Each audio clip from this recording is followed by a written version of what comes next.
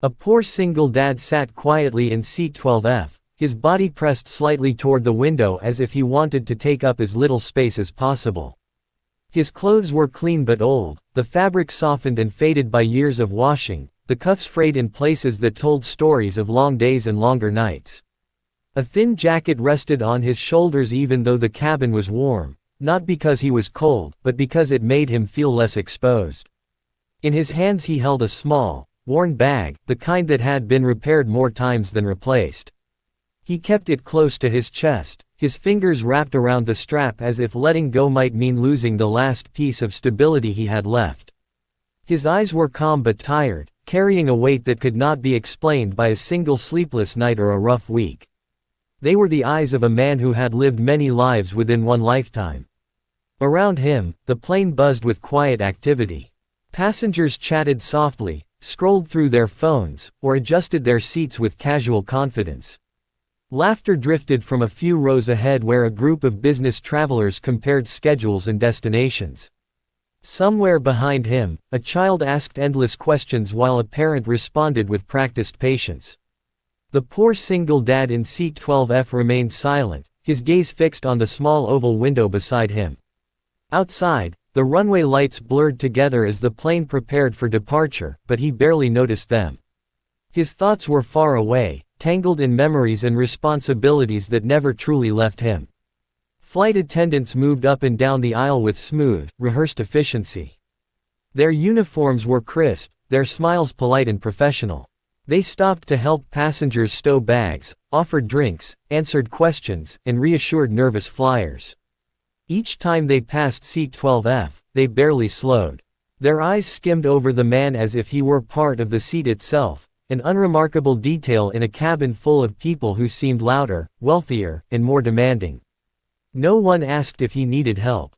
No one offered an extra pillow or a friendly word. It wasn't cruelty, just indifference, the kind that often greets those who look like they have nothing to offer and nothing to complain about. He noticed, of course. He noticed everything. The way conversations died when he shifted in his seat, the way a nearby passenger subtly leaned away when his elbow brushed theirs, the way the flight attendant's smile faded just a little when she realized he wasn't going to order anything expensive. But he didn't react. He had learned long ago that reacting only made things worse. Silence, he knew, was safer. Silence allowed him to pass through spaces unnoticed, like a shadow moving along the edges of brighter lives. His thoughts drifted to his child, waiting back home with a neighbor who had kindly agreed to watch them for the weekend. He pictured the small room they shared, the mismatched furniture, the drawings taped to the wall. He remembered the way his child's face lit up that morning when he promised to bring back a small gift, even though he wasn't sure he could afford one. That smile alone had been enough to make the trip worth it, enough to justify the discomfort of flying, the expense, the quiet judgment he felt from strangers who saw only what was on the surface. The small bag he held contained everything he needed for the journey. A change of clothes, a folded photograph, a few documents carefully sealed in plastic to protect them from wear and time. He had checked and rechecked those papers before leaving home, his hands trembling slightly as he slid them back into the bag. They were proof of who he had been, proof of a past that seemed unreal even to him now. Most days, he tried not to think about that past. It was easier to focus on the present, on survival, on being the father his child needed. But being on a plane, surrounded by strangers and suspended between destinations, made memories surface whether he wanted them to or not. As the aircraft began to taxi, the hum of the engines vibrated through his seat. The familiar sound sent a ripple through his chest, subtle but powerful. For a brief moment, his fingers tightened around the bag, and his breathing slowed, controlled, instinctive. He closed his eyes, not out of fear, but out of habit. He listened, not just to the engine, but to its rhythm, its tone, the slight variations that most passengers would never notice. To him, those sounds were like a language he had once spoken fluently, a language he had sworn he would never need again. The flight attendants continued their routine, demonstrating safety procedures, pointing out exits, reminding everyone to fasten their seatbelts. The poor single dad opened his eyes and followed along automatically, even though he could have recited every word from memory. He had memorized far more complex procedures in his life, procedures where mistakes meant far more than discomfort or delay. Still, he paid attention, because paying attention was part of who he was. It was a habit carved into him by years of responsibility, by situations where complacency was not an option. As the plane lifted off the ground, a gentle pressure pushed him back into his seat. A few passengers gasped softly, others smiled, some clutched armrests. He simply exhaled. Through the window, the city lights shrank and scattered, becoming a constellation of human lives left behind for a few hours. He wondered, not for the first time, how many of those lights belonged to people who would never know what it felt like to be invisible, and how many hid stories just as heavy as his own. Once the seatbelt sign turned off, movement resumed in the cabin. Trays were lowered, devices were turned on, conversations restarted. The flight attendants began their service, pushing carts down the aisle filled with drinks and snacks. When they reached his row, one of them paused just long enough to ask, "Anything to drink?" Her tone was neutral, efficient. He shook his head gently and murmured, "No, thank you." She nodded and moved on, already focused on the next passenger, who ordered confidently and received a warm smile in return. He didn't feel anger at that moment. Anger required energy he could not spare. Instead, there was a quiet acceptance, a familiar understanding that the world often judged quickly and moved on just as fast. People saw the old clothes, the small bag, the tired posture, and they made their conclusions. They did not see the years of discipline, the sacrifices, the nights spent far from home, the choices that had shaped him into the man he was now. They did not see the moments of courage or the losses that had followed. And perhaps that was for the best. He leaned his head back against the seat and closed his eyes again, letting the steady sound of the engines wash over him. In the darkness behind his eyelids, images flickered uninvited. Vast stretches of sky, the sharp clarity of high altitude, the tension of missions where every second mattered. Voices over the radio, calm and precise, carrying trust and urgency in equal measure. A call sign that once meant everything, a name spoken with respect and expectation. He pushed the memories away gently, the way one might push aside a familiar ache. Those days were over, he reminded himself. This life was different now. Yet even as he told himself that, a part of him remained alert, aware, listening. He could never fully turn that part off. It had kept him alive once, and it still guided him now, even in a quiet airplane cabin where no one seemed to notice him at all. He adjusted his grip on the small bag, feeling the reassuring solidity of its contents. Whatever happened next, he was prepared. He always was. Around him, the flight continued smoothly, indifferent to the inner world of the man in seat 12F. Passengers laughed at a movie, complained about legroom, drifted into sleep. The flight attendants completed their rounds and retreated to the galley, discussing schedules and plans. No one looked twice at the poor single dad by the window. No one guessed that the tired man they ignored carried a past far greater than anyone on that plane. A past written not in money or status, but in responsibility, skill, and sacrifice. And he was content to let it remain unseen, at least for now. As the plane cruised high above the clouds, the cabin settled into a steady rhythm that felt almost unreal, like time itself had slowed down. The seatbelt sign was off, the engines hummed with a deep, constant sound, and the aircraft sliced smoothly through the thin air at cruising altitude. Outside the window, vast oceans of white clouds stretched endlessly, glowing softly under the sun. For most passengers, this was the dull, forgettable middle of a flight, the part where boredom replaced excitement and arrival still felt far away. But for the man sitting quietly in seat 12F, this moment carried a different weight. He reached up slowly and adjusted the small headset resting against his ear. It wasn't the kind most passengers used for movies.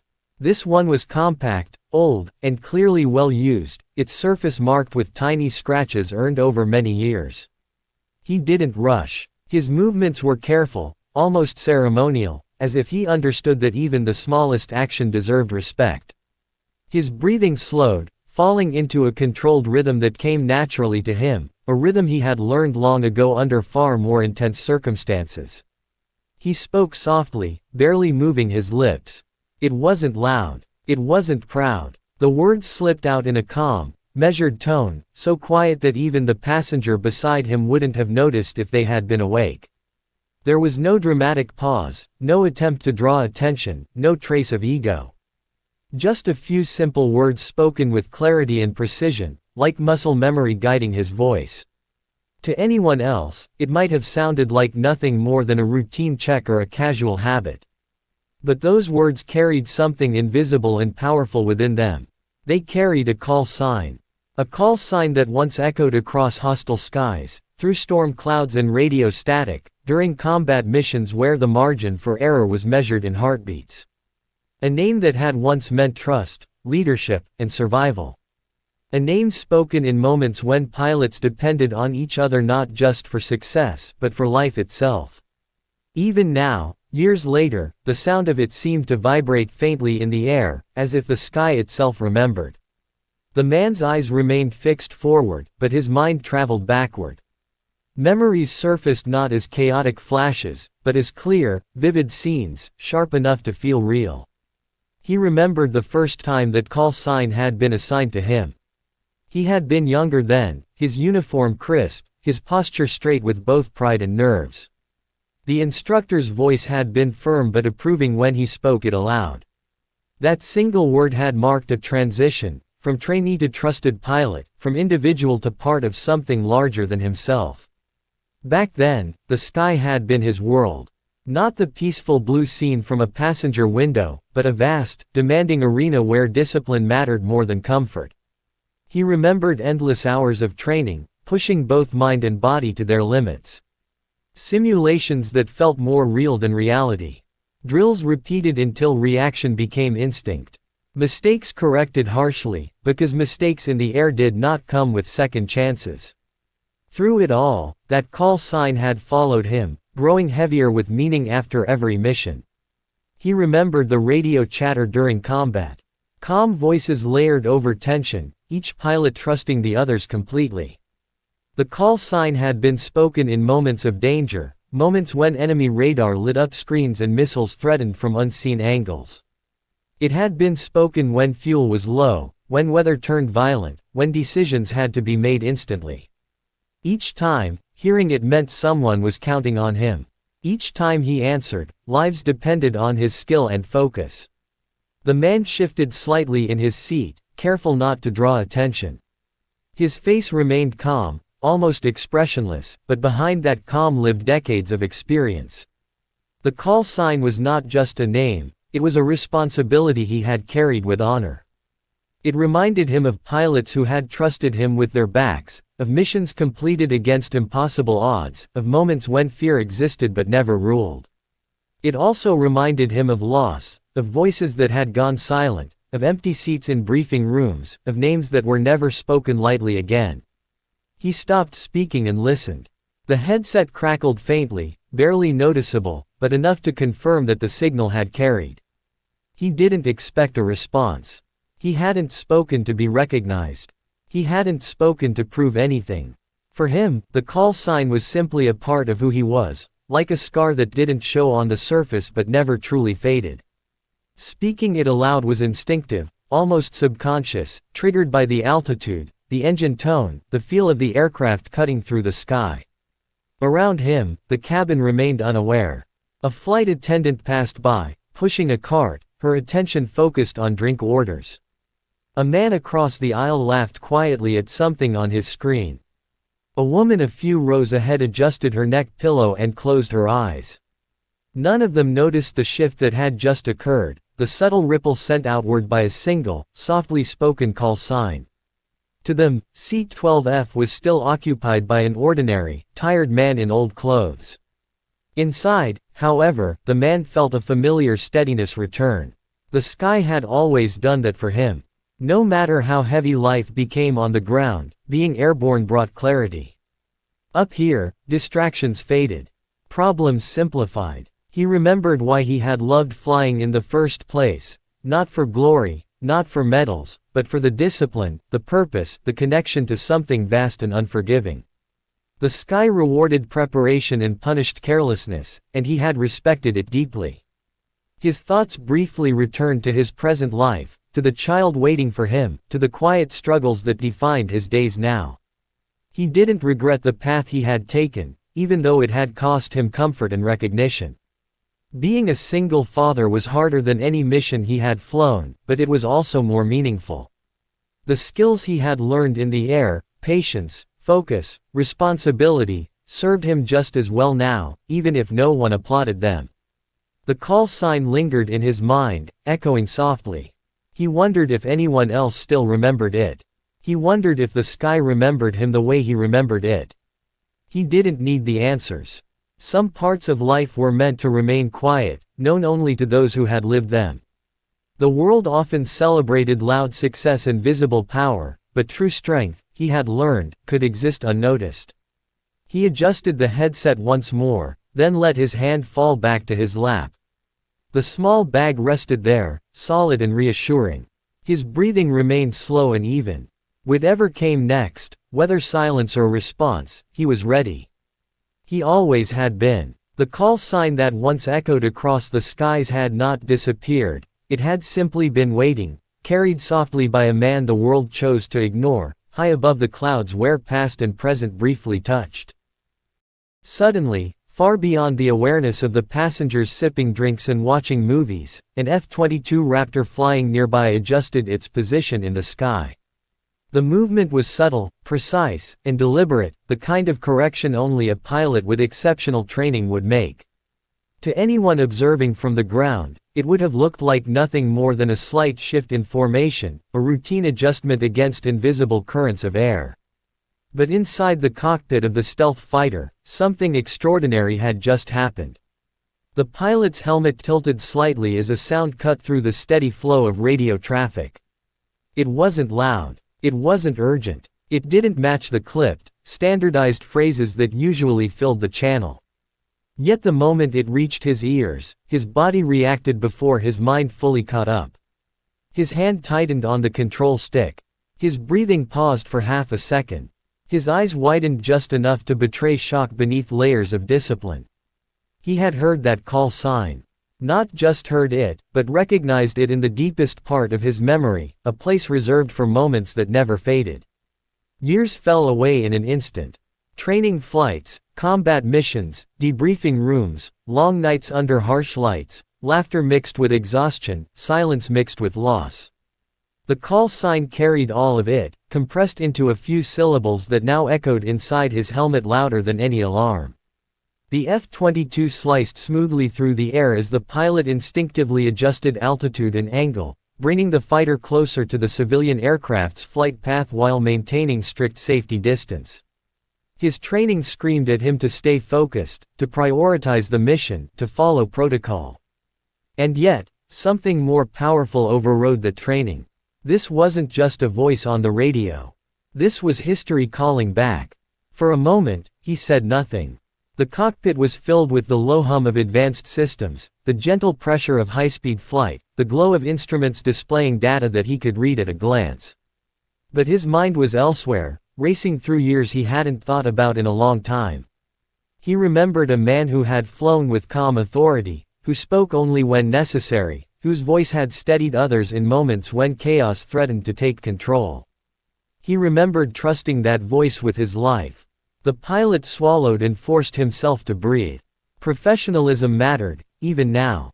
Especially now. He checked his instruments, confirmed his position, ensured there was no violation of airspace rules.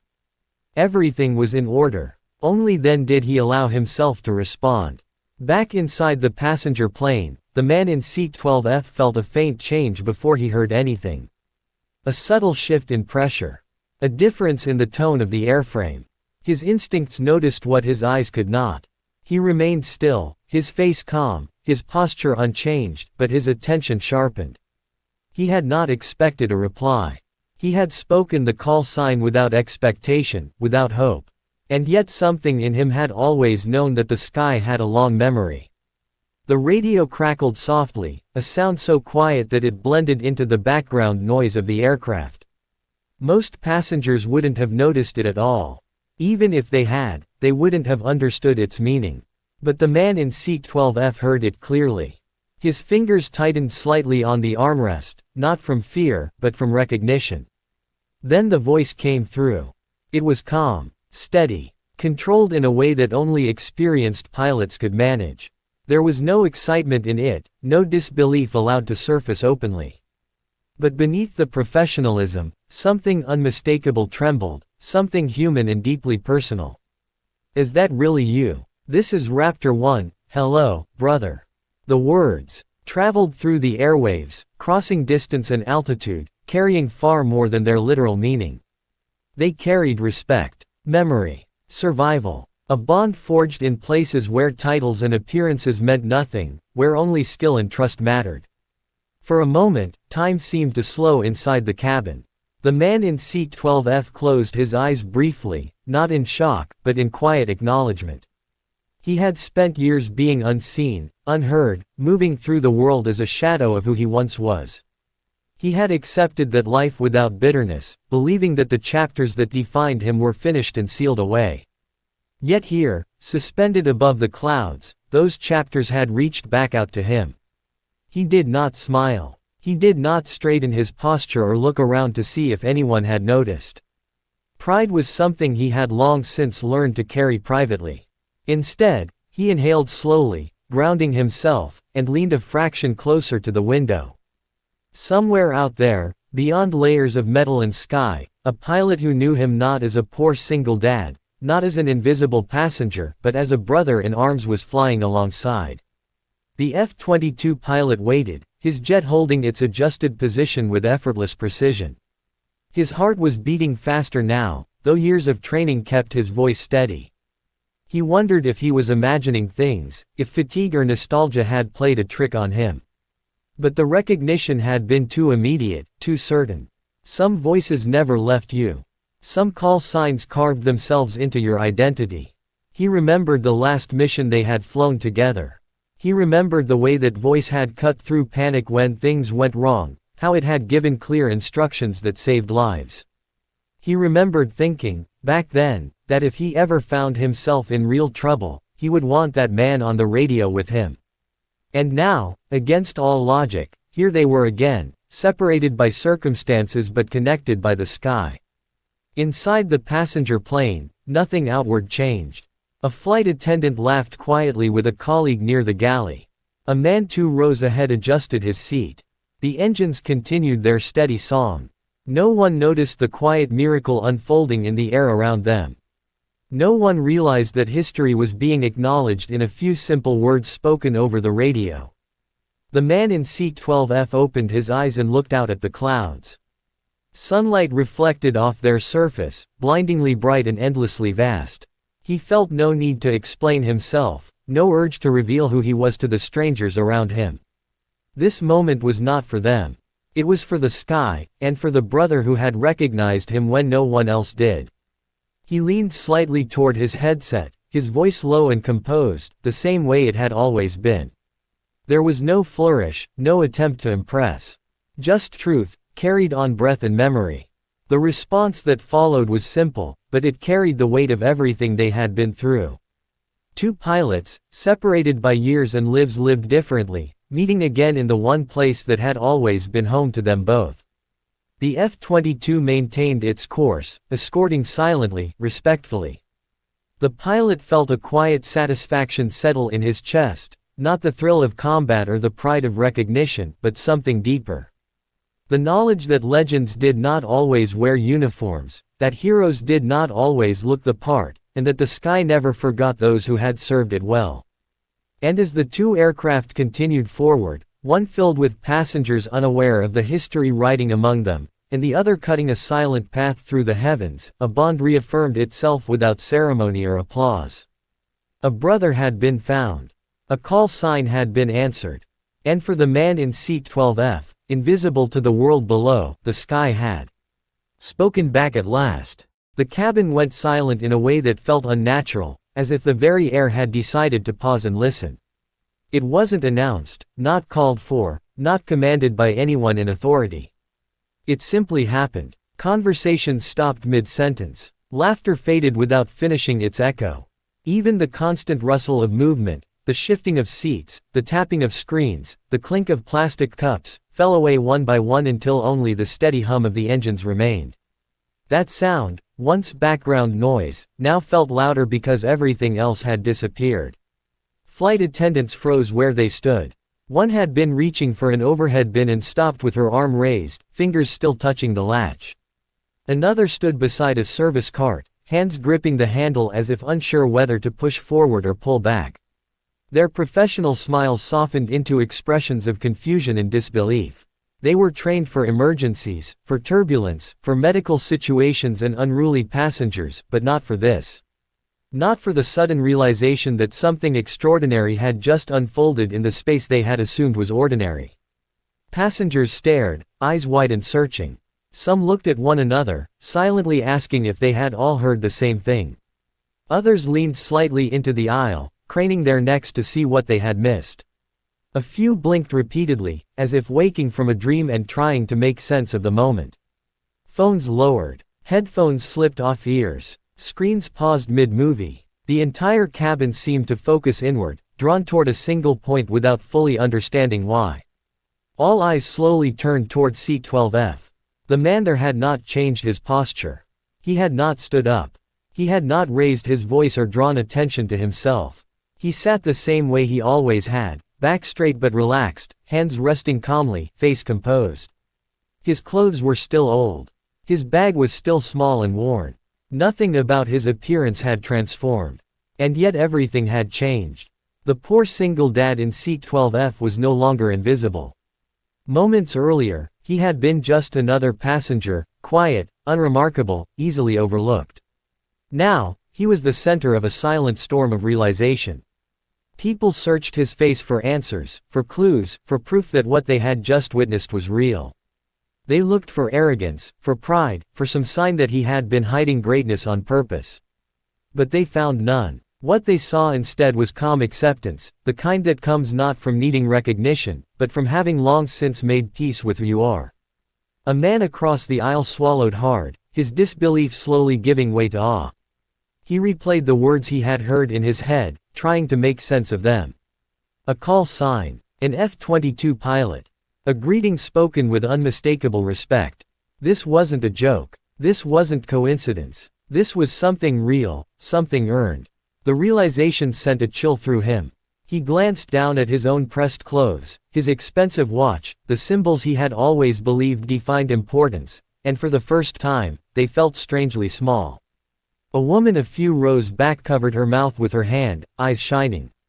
She had barely noticed the man earlier, had perhaps even felt a flicker of judgment when she saw his worn jacket and quiet manner. Now shame and wonder mixed inside her chest. She thought about how quickly she had decided who mattered and who didn't, how easily she had mistaken silence for insignificance. The moment forced her to confront something uncomfortable about herself, and she knew she would remember it long after the flight ended. The flight attendants slowly regained the ability to move, but something about them had changed too.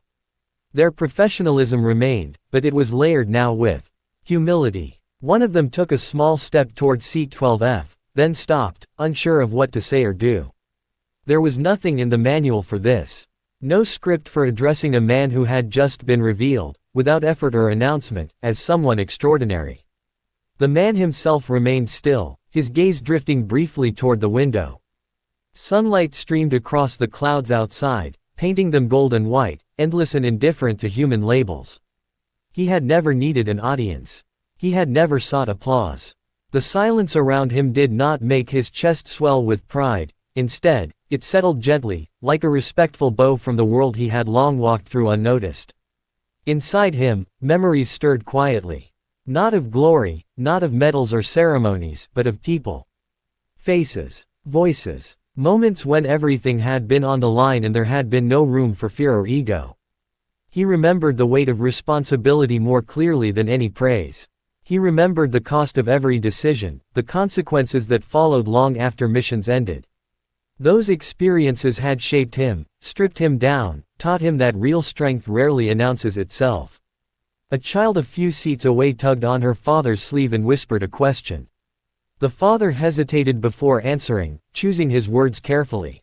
He didn't want to exaggerate or mythologize what he didn't fully understand, but he also didn't want to diminish it. He glanced again at C-12F and felt a deep respect settle into his voice as he spoke.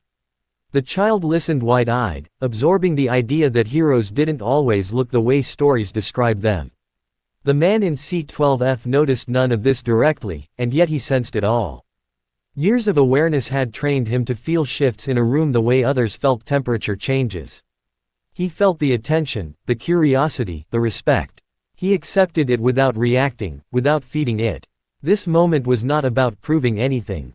It was simply truth revealing itself, briefly, before life moved on. Some passengers felt an urge to speak, to ask questions, to hear stories they were certain existed behind those calm eyes. But something held them back. An unspoken understanding settled over the cabin that this man's story was not theirs to demand.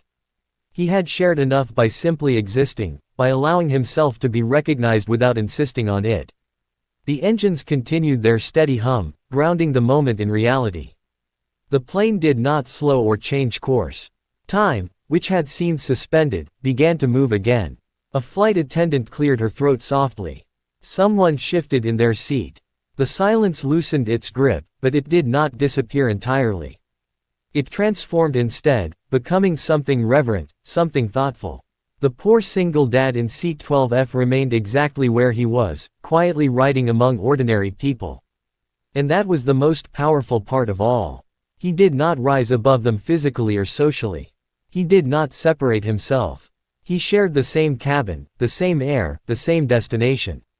His legend did not place him above others, it simply reminded them that greatness could sit beside you unnoticed, dressed in humility, carrying a small bag and a heavy past. As conversations slowly resumed, they were softer now. More reflective. People spoke with less certainty and more care. Some glanced again at C-12F, not with curiosity this time, but with respect. Others looked inward, questioning the assumptions they carried into every shared space. The flight attendants moved on with their duties, but each pass down the aisle felt different, infused with awareness that every seat might hold a story far deeper than appearances suggested. The man leaned back slightly, letting the moment pass. He did not cling to it. Moments like this were fleeting, and he understood that better than anyone. Soon, the world would return to its habits. He would disembark quietly, blend back into crowds, return to his life as a father, a provider, a man whose greatest victories were invisible to most. And he was content with that. High above the earth, between departure and destination, the truth had surfaced just long enough to be seen. A legend had been recognized not by applause or announcement, but by silence and awe. And as the plane carried them all forward, the ordinary and the extraordinary sat side by side, forever changed by the realization that sometimes the most remarkable people are the ones who never ask to be noticed at all.